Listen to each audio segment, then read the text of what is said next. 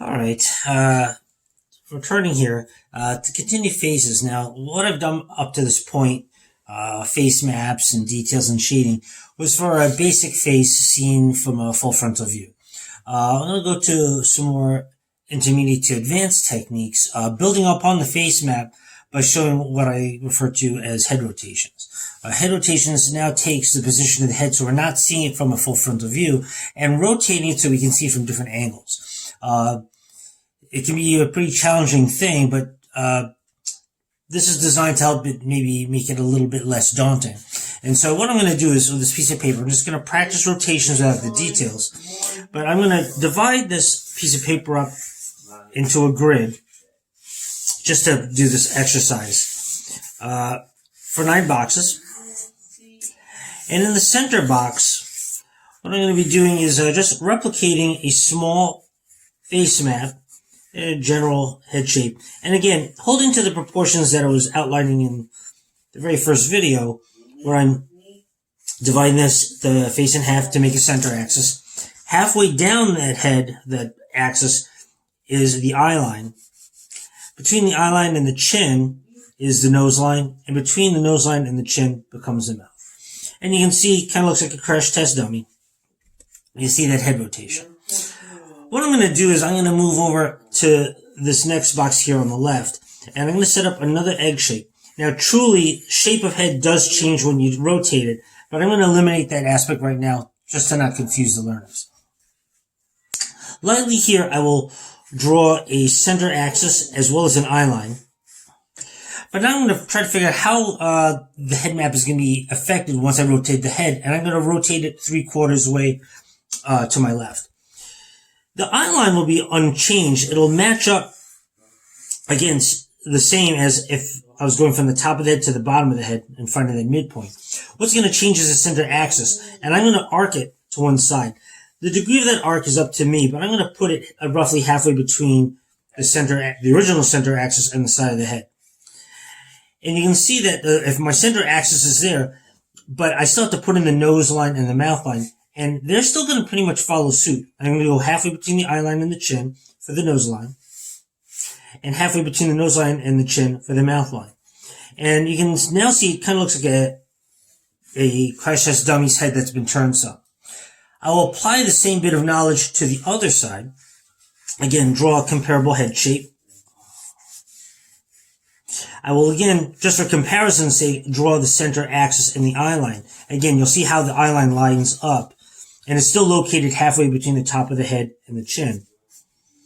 And I will simply flip over what I saw in this other head rotation, this 3/4 to the side, and again, the eye line stays the same.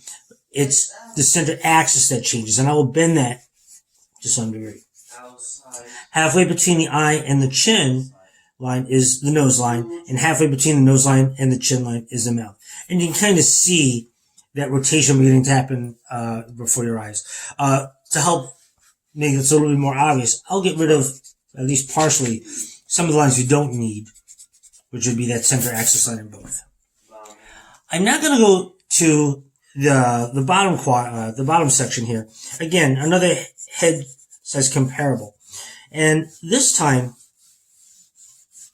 I was, again, put in the center axis and the eye line as if I was getting a full frontal view.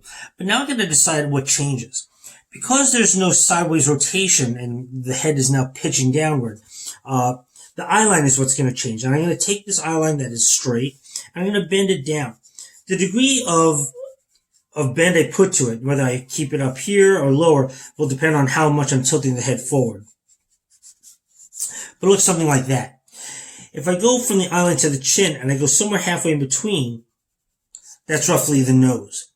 The mouth can fall somewhere in between there, but even then, that's kind of something that you kind of estimate with your eyes, simply because sometimes the nose actually will conceal part of the mouth, depending on how long the nose is and how much of a forward tilt this head is. But you should be able to see some sort of illusion of a crash test dummy with the head tilted down.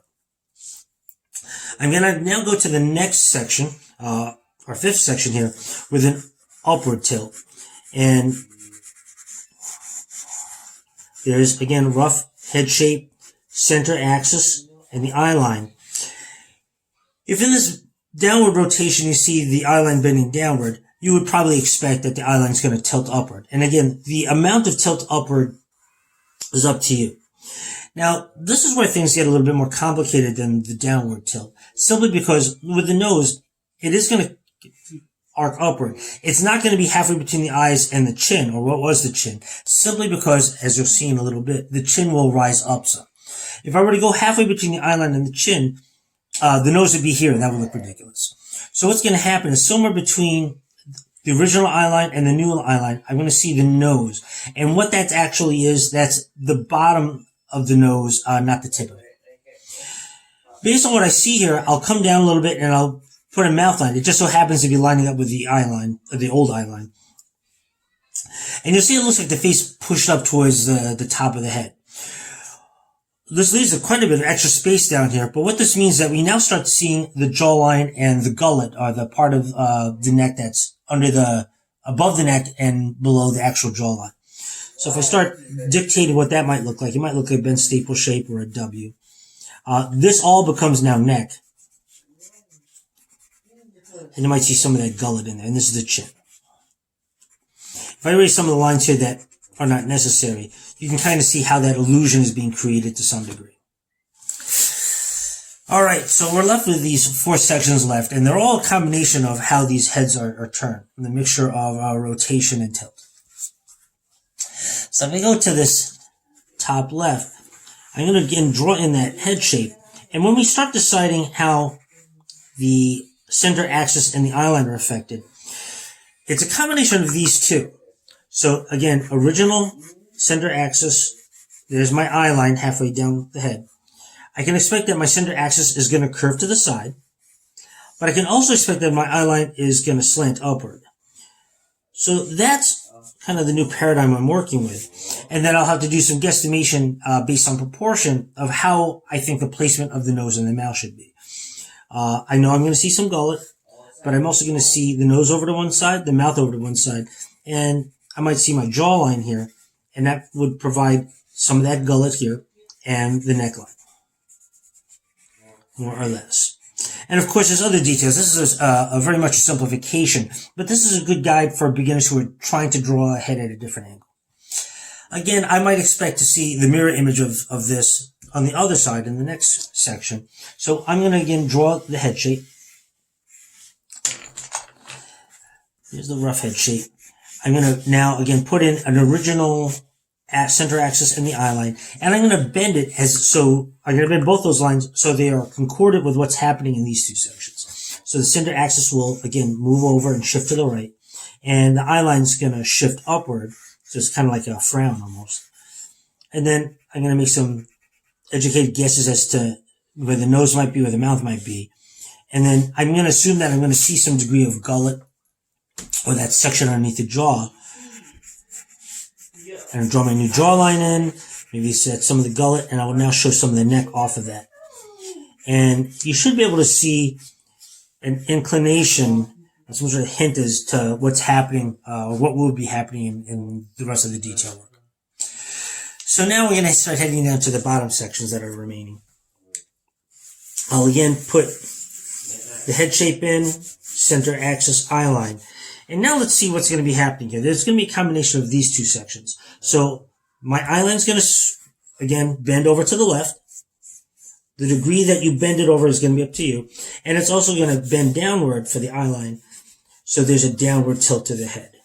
If I fill in the nose line and the mouth line and darken up some of the lines that I intend to keep to some degree, you can now see that the person is looking downward to the side. If I need to throw in a hint of neck, you'll be able to see that. And again, for the remaining section, it's going to be a combination of these two sections where the eye line is bending down and the center axis is bending off to the right. So again, I'll start off with a rough head shape. Remember, this is an oversimplification, but it's a fairly good guide for people who are just starting. There's my center axis, there's my eye line. And I know the eye line will bend downward, and I also know that the center axis is going to bend to my right. And then I can now intelligently have a good guess as to where the nose line and the mouth line will be. I can define the jaw some and maybe figure out where the neck is. And you just start seeing how I have a series of heads that are based off of the original face map, but now I'm able to rotate it in space. And that's today's little tutorial on intermediate to advanced heads.